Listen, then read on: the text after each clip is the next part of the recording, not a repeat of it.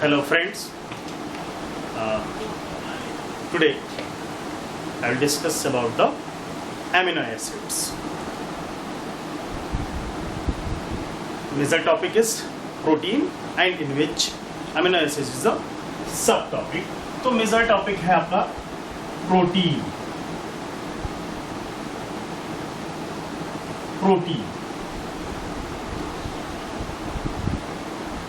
Protein is a macromolecule and it is a diverse macromolecule. Protein is a diverse macromolecule.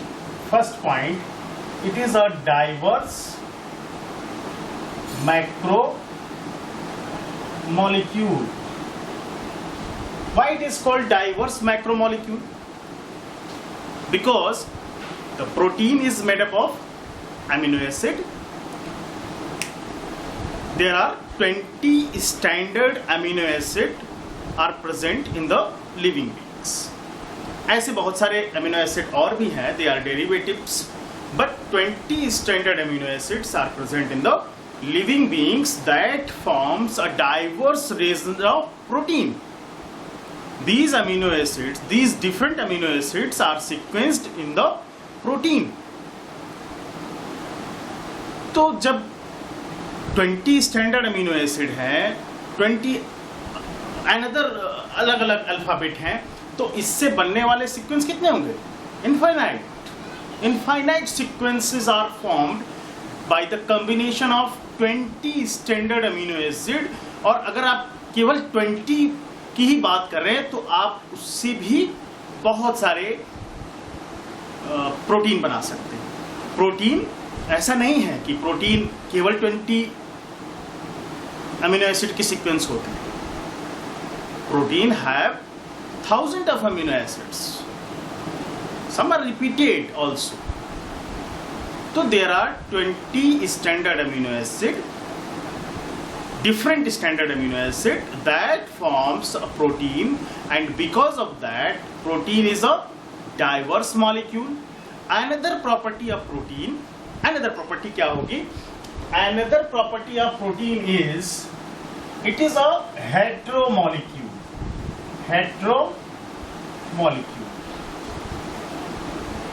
और heteromer इसकी जो unit है एक single unit नहीं है जो पॉलीमराइज होकर बना रही हो प्रोटीन. यहाँ पे अमीनो एसिड, एक अमीनो एसिड मान लीजिए कि ग्लाइसिन है, दूसरा एलेनिन है, तीसरा मेथियोनिन है, आइसोल्यूसिन है. तो अलग अलग तरह के जब कोई भी यूनिट अलग अलग तरह की मिलकर पॉलीमराइजेशन करती हो और बड़ा प्रोटीन बनाती हो तब उसको हम हेटेरो कहते हैं. होमो कब कहेंगे? होमो का आपको पॉलीमर का उदाहरण आपको या एग्जाम्पल ग्लूकोज में मिल सकता है. ग्लूकोज के केस में जब ग्लूकोज की सेम यूनिट पॉलीसेकेराइड फॉर्म करती है तो वो एग्जाम्पल है होमोपॉलीमर. स्टार्च, ग्लाइकोजन, वो आपका कार्बोहाइड्रेट में मैं कवर करूंगा. तो हेट्रोपॉलीमर का मतलब है कि हेट्रोपॉलीमर या हेट्रोमर या हेट्रोमॉलिक्यूल का मतलब है कि यहाँ पे डिफरेंट अमीनो एसिड मिलकर प्रोटीन का फॉर्मेशन करते हैं. There are 20 standard amino acids. Standard amino acid 20 standard amino acid and actually amino acids are the building blocks of protein. Diverse molecule है, हेट्रोमर है, 20 स्टैंडर्ड अमीनो एसिड्स होते हैं जो कि प्रोटीन का फॉर्मेशन करते हैं. और ये अमीनो एसिड्स ही बिल्डिंग ब्लॉक हैं जो एक दूसरे से जुड़कर क्या बनाते हैं? पॉलीपेप्टाइड या protein. What is the difference between polypeptide and protein, वो मैं आगे जब प्रोटीन बताऊंगा तो उसमें वहां पे कवर करेंगे। तो अमीनो एसिड एक्चुअली है क्या? What is amino acid? As the name suggest, there is a amino acid. It means there is a amino group as well as acid group. कौन सा एसिड? तो in the acid there is a carboxylic group,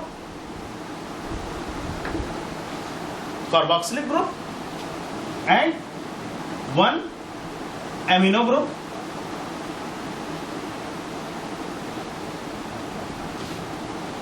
तो जब किसी molecule में amino group भी हो और कार्बोक्सिलिक ग्रुप भी हो तो उसको हम ऐसे कंपाउंड को जिसमें अमीनो ग्रुप और कार्बोक्सिलिक ग्रुप एक सेंट्रल कार्बन एटम से अटैच, एक अमीनो ग्रुप हो एक कार्बोक्सिलिक ग्रुप हो और वो सेंट्रल कार्बन एटम से अटैच हो, तो उसे हम अमीनो एसिड कहते हैं।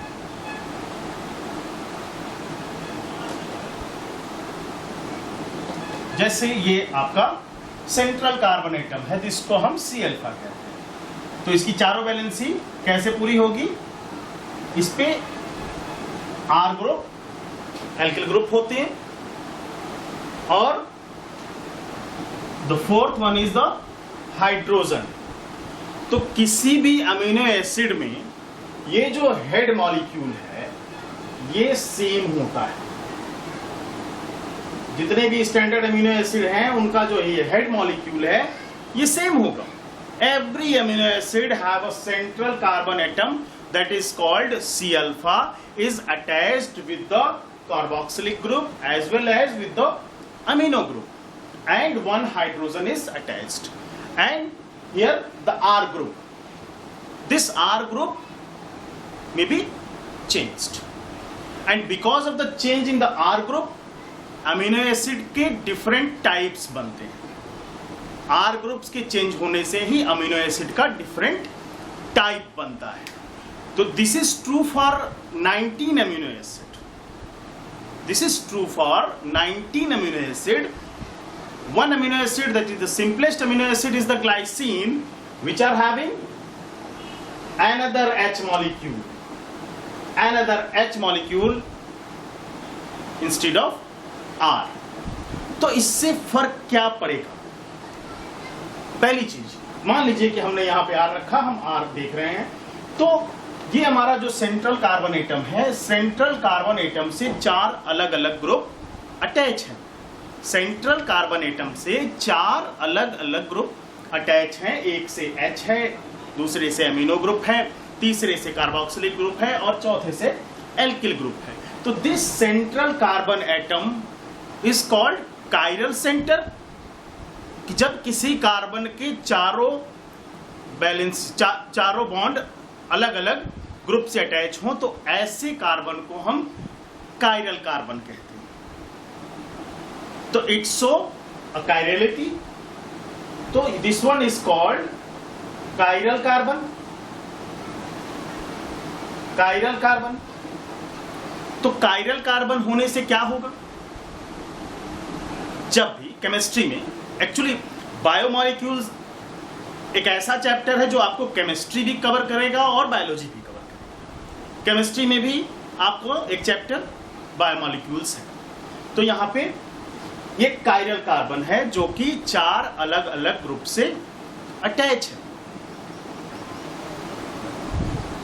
तो जब भी केमिस्ट्री में हम कहते हैं, जब आपने आइसोमेरिज्म पढ़ा होगा तो वहां पे आपने ऑप्टिकल आइसोमेरिज्म पढ़ा होगा।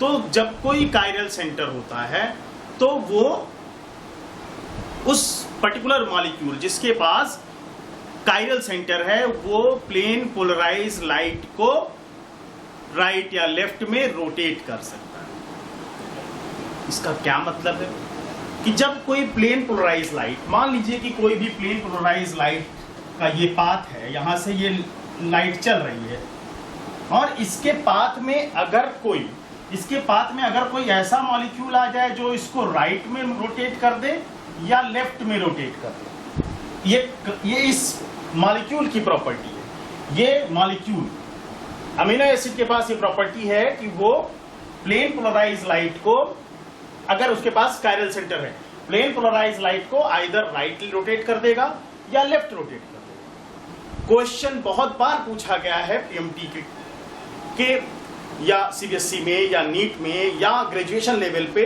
भी ये क्वेश्चन पूछे जाते हैं, which of the following amino acid do not have a chiral centre और do not rotate the plane polarise light. तो कौन सा अमीनो एसिड होगा जो प्लेन पोलराइज लाइट को रोटेट नहीं कर सकता है? तो प्लेन पोलराइज लाइट को वही रोटेट नहीं कर सकता है जिसके पास कायरल कार्बन नहीं होगा। तो हमने अभी आपको एक्सेप्शन बताया कि 19 अमीनो एसिड तो इसको फॉलो करते हैं कि उनके पास एटलीस्ट एक कायरल सेंटर तो होगा ही होगा, कायरलिटी होगी। इसका मतलब हम कह सकते हैं कि amino acid plane polarise light के पाथ को बदल देते हैं, आइदर उनको राइट रोटेट करेंगे या लेफ्ट रोटेट करेंगे।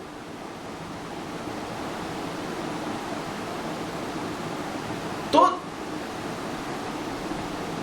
इस एक कायरल सेंटर होने की वजह से दो आइसोमर बने, D form and L form. तो कौन सा अमीनो एसिड नहीं करेगा? जिसके पास आर ग्रुप नहीं है, एच है। एच मतलब glycine. Glycine plane polarise light को रोटेट ना तो डेक्स्ट्रो रोटेटरी होता है ना ही लियो रोटेटरी होता है, ना वो दाहिने मोड़ सकता है ना ही बाएं मोड़ सकता है। अगर प्लेन पोलराइज लाइट चल रही है और उसके पाथ में हम ग्लाइसिन रख दें तो वो प्लेन पोलराइज लाइट के पाथ को कहीं से भी डिस्टर्ब नहीं कर सकता। ये क्वेश्चन पूछा गया है और मल्टीपल टाइम्स पूछा गया है कि कौन सा amino acid plane polarise light को रोटेट नहीं कर सकता, किस अमीनो एसिड के पास कायरल सेंटर नहीं है। तो सभी अमीनो एसिड के पास कायरल सेंटर होता है एक्सेप्ट द ग्लाइसिन। ग्लाइसिन के पास कोई भी कायरल सेंटर नहीं है और वो प्लेन पोलराइज लाइट को रोटेट नहीं कर सकता।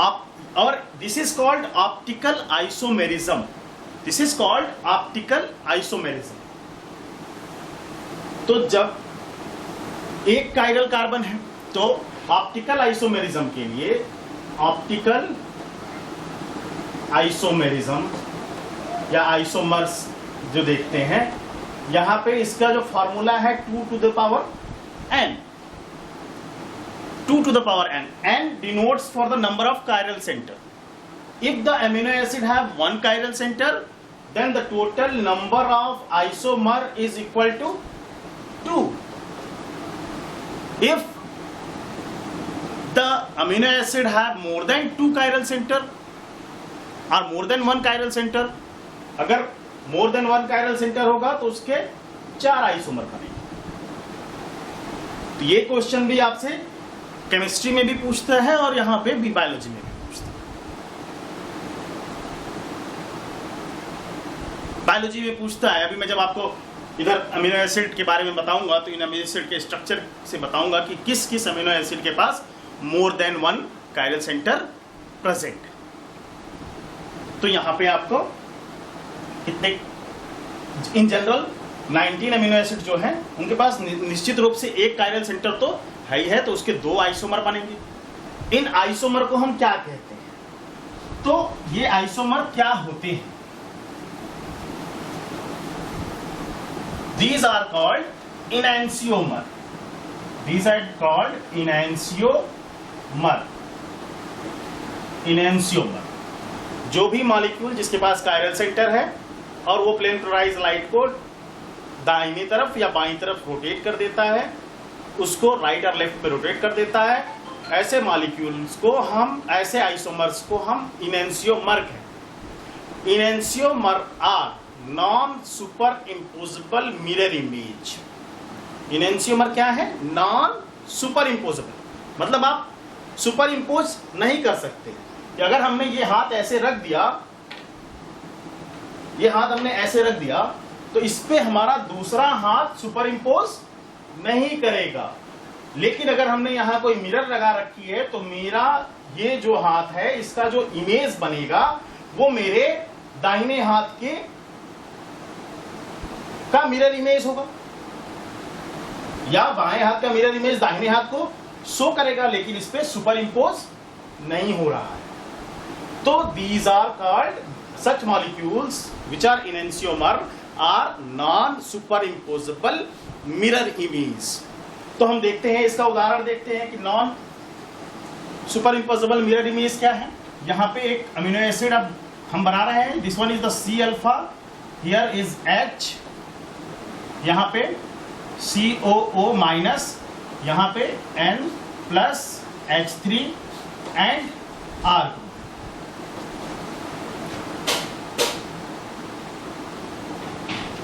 चलिए मिरर इमेज बना देते हैं। मान लीजिए ये मिरर है, तो इसका जो है आपको मिरर इमेज कैसे दिखेगा।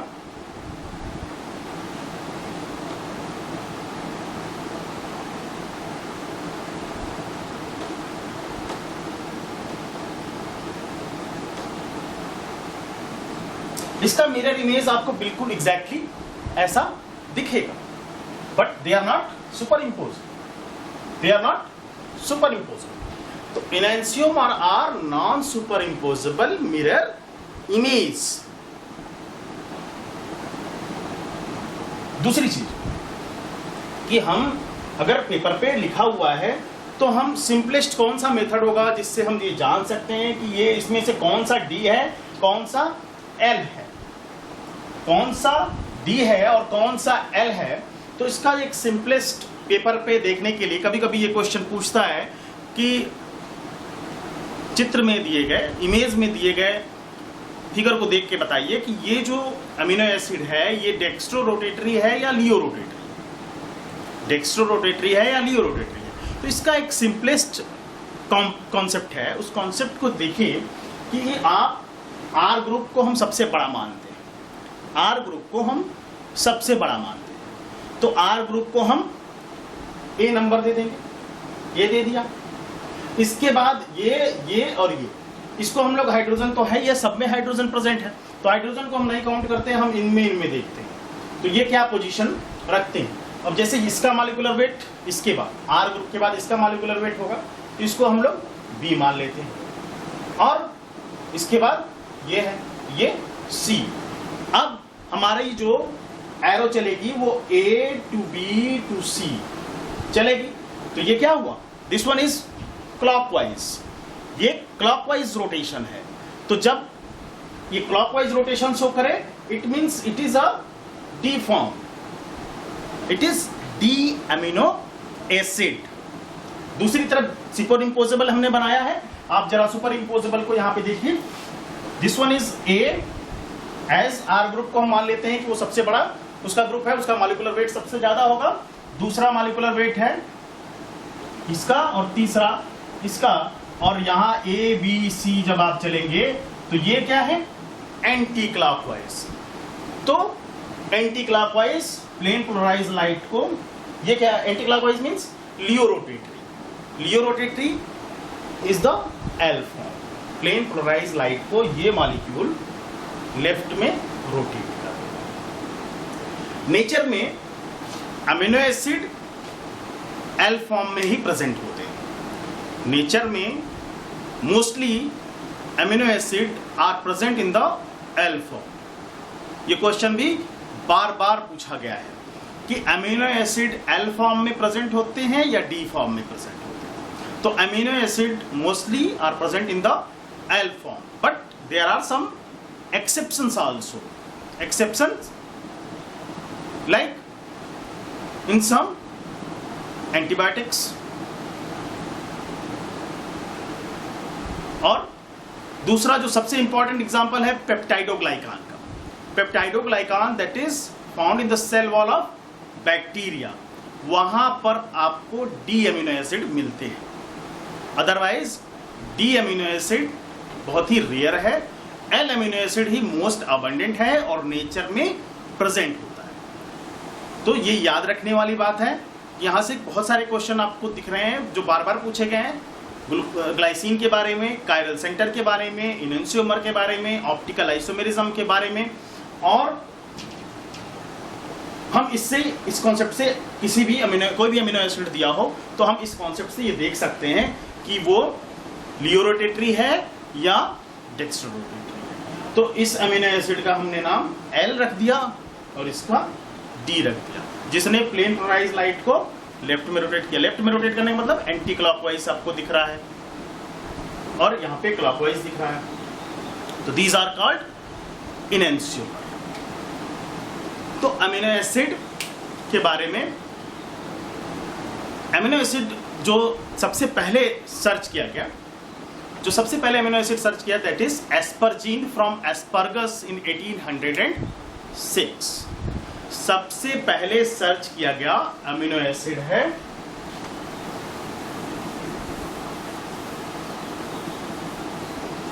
एस्परजीन।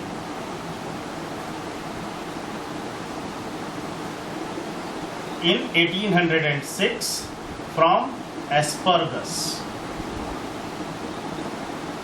और सबसे लास्ट में जो सर्च किया गया that is threonine in 1938।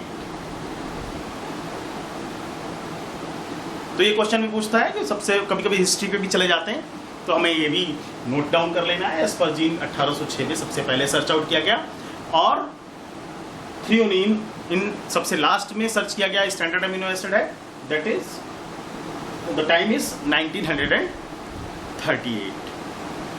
Now we move to the classification, amino acid का क्लासिफिकेशन। तो अमीनो एसिड के क्लासिफिकेशन में हम लोग यहाँ मूव कर रहे हैं और इधर थोड़ा समझते चलेंगे। देखिए, कोई भी अमीनो एसिड, कोई भी